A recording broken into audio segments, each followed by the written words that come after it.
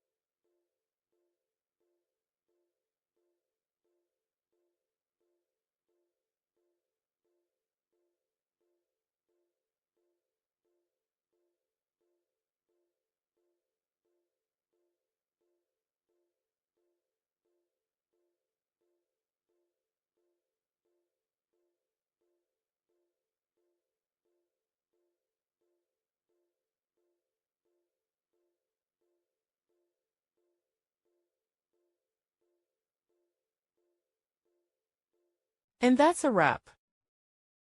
I hope you found the answer you were looking for. If you did, take a second to hit that subscribe button. It really helps out.